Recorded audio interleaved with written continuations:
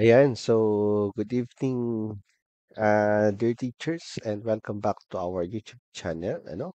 So in this video, we're going to discuss about the duties and responsibilities of ADAS 3, or what we call Administrative Assistant 3. Okay, yeah. So but before we start with our discussion, so para po sa mga hindi pa nakasubscribe sa ating YouTube channel at bago pa lang, so please click the subscribe button. And in the comment section below, so there are free documents na meron tayo dito. So just fill up the link below in this video. Okay, so for you to get the free documents. And for those who are applying for Administrative Officer 3 and other non-teaching positions in DepEd, so you may click the join button to download the files, sample files for non-teaching positions. For example, um, application of education, application of research and extension, minutes of the meeting, different letters, request letters, incident report, and so on. And now let's get started. So first, let's define what is the KRA, or what we call the key result areas. So this refers to the general metrics or parameters which the organization has fixed for a specific role. So the term outlines the scope of the job profile and captures almost 80% of the work role. So this is very broad. So later we were going to discuss the job description under the KRA. So description, KRAs broadly define the job profile for the employee. So meaning broad pa siya, malawak yung KRA, and enable them to have better clarity of their role. So the KRA should be well defined and quantifiable. So ibig sabihin, pwedeng bilangin or ma-count, and easy to measure. So bakit? So later on, dun sa iba nating videos, malalaman nyo kung bakit kailangang bilangin. Kasi yun po ang magiging basehan ng ating performance all over the year. Ang tinatawag natin na calendar year. So, doon po magbe-base yung ating performance, at kapag maganda yung ating performance, so we are ready for promotion in DepEd. Okay? So, it also helps employees to align their role with that of the organization. Okay, so the job description, so this is the job description. So lahat po ng ito ay tinatawag natin na job description. So the position is Administrative Assistant 3. So different po siya sa Administrative Assistant 2 and Administrative Officer 2. So dito sa part na to, so you will see the unit division kung saan po kayo madi-deploy. So pwede pong sa Office of the School Superintendent. Yun po yung pinakamataas sa Department of Education sa isang division level. So of course, you're going to report to Schools Division Superintendent. Pero kung kayo po ay mapunta sa district level, so possible po kayo po ang maging Administrative Assistant 3, or tatawagin po siyang Cluster ADAS.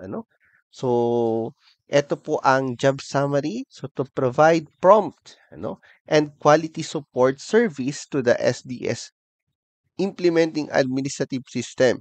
So, ito po kasing sample natin, ito po ay for the position, to be placed po dun sa schools divisions office. So there are procedures and monitoring administrative projects in order for the SDS to perform his or her duties efficiently. So tayo po ang assistant ng ating SDS. Ayan. So pwede ka maging assistant ng SDS pag nag-apply po kayo dyan.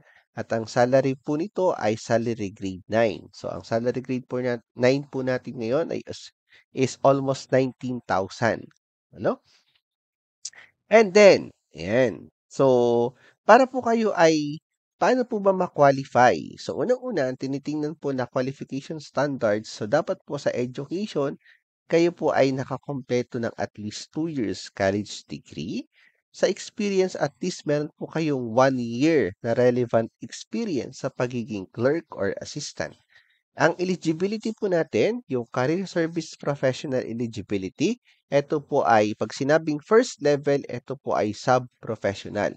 Pero kapag second level, yun po ay professional level ng civil service. Pero kung kayo po ay board passer, katulad po ng LET, ano pa ba? Yan, yung iba pa nating board exams, yun po ay considered as second eligibility. So, overqualified po kayo pagdating sa eligibility. Dahil ang kailangan lang po dito ay first level, which is yung sub-professional. Sa trainings, at least you have 4 hours of relevant training. Kung kayo po ay may bookkeeping, so sapat na po yun kasi ang bookkeeping natin is around 180 hours to 240 hours. So, sapat na po siya. Ayan. So let's differentiate or discuss ano po. Ito yung kaninang part na tinatawag natin na KRA, yung nasa left side. So KRA, ito po yung broad na tinatawag natin. Broad or scope, malawak po siya. So yung duties and responsibilities, ito po yung specific tasks na gagawin po natin. So take note, you have 1, 2, 3, 4, 5. So there are 5 KRAs para po sa isang administrative assistant position. So communication, guest reception, records or filing, personnel matters, technical and administrative support. So, unahin po natin yung number 1 na KRA. So, lahat po ito ay gagawin nyo. And this is not, of course, this is not all. Ano? Kasi may other tasks pa tayong madadagdag. Pero still, tulad na nabanggit natin kanina, so this is almost 80% of your actual job. Ano? Ayan. So, let's start po with KRA or CRA. Number 1, which is communications or documents. So, ang duties nyo po and responsibilities for this CRA is to review documents received and prepares referral slips by identifying contents of the documents for action of the SDS or routing document to the concerned office or person. So, ibig sabihin po, i-receive nyo po yung documents, kayo po ang magre-receive and then isosort nyo po siya kung siya po ba ay for signature na ng SDS or kailangan pa siyang i-route. Kapag nakita nyo po, 5 yung signatories and then pang-5 yung SDS, so dapat po merong signature or nakasign po yung 4. Kasi dapat po ang huling pipirma palagi ay ang SDS. Okay, so that is KRA number 1. Ayan. So, number 2 KRA is the guest reception. So, kung kayo po ay na-assign sa Office of the SDS, so all you need to do is to entertain visitors or guests of the director or directorate by attending to their needs promptly. So, thus listening the time and demand on the director. Of course, kapag nakita niyo may bisita, so, kailangan niyo po siyang i-entertain. Hindi ibig sabihin ng entertain ay sasayawan, ha? O kakanta. I-entertain niyo po siya. Una-una, bigyan niyo po ng tubig. Paupuin niyo muna at i-welcome niyo muna. So, while waiting for the SDS. Ano po? So, ganun po. Basic lang po yan. So, dapat po ay ating madali lang naman yung part na yan. So, masasanay din po kayo kapag kayo po ay nandiyan na at everyday niyo na po yung ginagawa. Ayan. So, number 3 is to record or files. Filing po tayo. So, number 1, identifies, sort, ayan, official documents. So, ano-ano po ba yung mga documents? So, kapag legal documents, so napaka-importante po niyan. Ingatan niyo po yan. Pero kapag mga for signature lang, may mga events po sa school na kailangan may meeting, kailangan pirmahan ng, yan, isosort nyo lang po siya and filing. So, correspondence per programs or projects as to confidentiality. So, take note po. So, hindi po tayo pwedeng mag-divulge ng any information outside of the office. And importance for proper labeling, filing, and safekeeping for future reference. So, of course, madali lang naman po yung filing. So, ituturo nyo naman po doon pagdating nyo sa school or pagdating nyo po sa Office of the SDS. So, iti-train naman po kayo. So, don't worry kung hindi nyo pa po alam yung tamang pag-file. Ano po? at ano po yung mga dapat i-keep na records and how long kung siya i-keep, ano? Records keeping po yun. So, let's continue. Yan. So, number 4 po yung personnel matters. So, ano naman to? So, monitors daily attendance of the employees, staff in the directorate by recording daily attendance and comparing time card versus logbook. So, ngayon po kasi bihira na yung time cards and logbook. So, bihira na po yan kasi ngayon, ang monitoring na po natin is all you need to do is to log in ano, doon sa ating mga biometrics. So, meron na po doon. So, kung kayo po ay ma-assign na mag-monitor nun, so madali lang naman po yun kasi computerized naman siya. Ipiprint nyo lang siya monthly. And that's it. So, yun lang po siya. Personnel matters. And lastly po, so technical, administrative support. Yan, so medyo marami.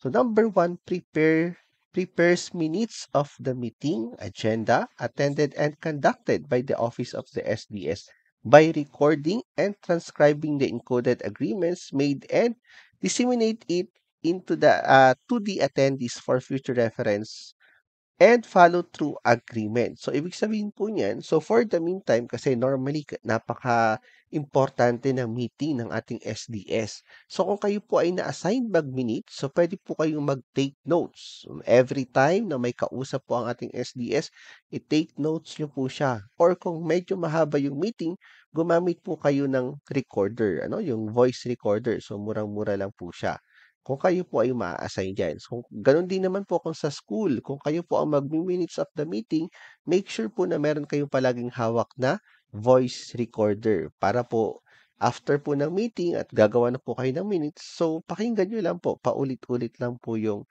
i-play niyo lang po ng i-play hangga't hindi niyo po nakukuha yung mismong sinabi dun sa meeting, ano? Normally, kapag gagawa po ng minutes, wag po kayong maglalagay ng mga hindi sinabi, ha? Huwag niyo pong i-elaborate pa kasi kung ano po yung nasa meeting, yun lang po yung ilalagay niyo sa minutes. Okay po? Yan. So, dito po another duties and responsibilities under KRA Technical. Ano po? So, facilitates travel documents. So, local and abroad. So, marami po tayong mga teachers and non-teaching personnel na nagta-travel abroad. Normally, kapag sila po ay may meetings or seminars, ano po, of the director. Ang director po natin ay ang ating SDS, ang superintendent. By preparing travel authority, itinerary, and other required documents and making such available for the director or STS on or before the travel date. So kayo po ang magpa-facilitate, magpapapirma, and hanggang maayos po siya at magamit po ng ating SDS. So mas maganda kung kayo po ay masama no sa kanyang travel. Yan. Kaya pagbutihan po natin.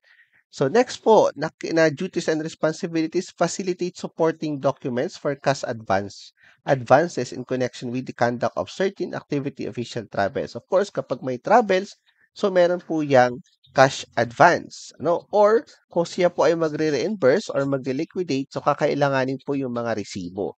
Ano? So kung paano po mag-cash advance, paano po mag-liquidate or mag-reimburse. So yan po ay may mga kailangang forms na ibibigay naman po ng inyong division office or ng accounting office. So, saka na po natin pag-aralan pag tayo po ay hired na. Ano po, para sure po tayo. Ayan. And number 4, yan, prepares PowerPoint presentation drafted by the SDS, no? For the use of in the scheduled speaking engagement. Ayan, kung normally kasi ang SDS everyday meron niyang speaking engagement, iba-ibang klase. So therefore, dapat marunong po tayong gumamit ng PowerPoint, ha? So basic po 'yan sa pagiging ADAS at saka AO. Dapat marunong po kayong gumamit ng PowerPoint kasi every time merong meetings, 'yan. And lastly, provide administrative support, logistics needs in the implementation of the office programs, yan, and projects and activities. So, kailangan po natin, tayo po ang nakasuporta dyan sa ating SDS through collection consolidation of participants, attendance and directory, consolidation of PPAs, output, preparation of supplies, materials, and equipments na gagamitin po sa ating meeting. Pero kung hindi naman po kayo i-assign, at kayo po ay maraming gagawin sa office, so much better. Pero still, kung kayo po ay uutusan, hindi po tayo pwedeng tumanggi kasi ito po ay part ng ating KRA.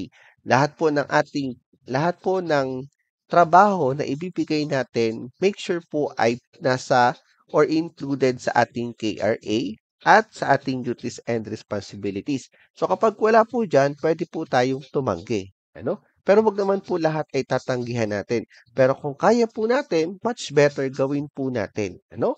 Para po mas mabilis ang ating promotion at mas makilala po tayo na magaling po tayo at meron po tayong magandang output. Yan. So para po mabilis po tayong ma-promote sa DepEd. So baka 1 year pa lang promoted ka na. So every promotion, there is an increase of salary. Ano? At ang kagandahan sa DepEd, kahit hindi ka ma-promote, actually, merong increase ng salary. So, depende po sa budget ng ating president. Yan. So, yun lamang po. At kung hindi pa po kayo nakasubscribe sa ating YouTube channel, yan. So, pwede po tayong mag-subscribe para po sa ibang topics like promotion ng non-teaching positions and teaching positions kung kayo po ay lilipat sa teaching. So, that's all po and hope to see you in DepEd.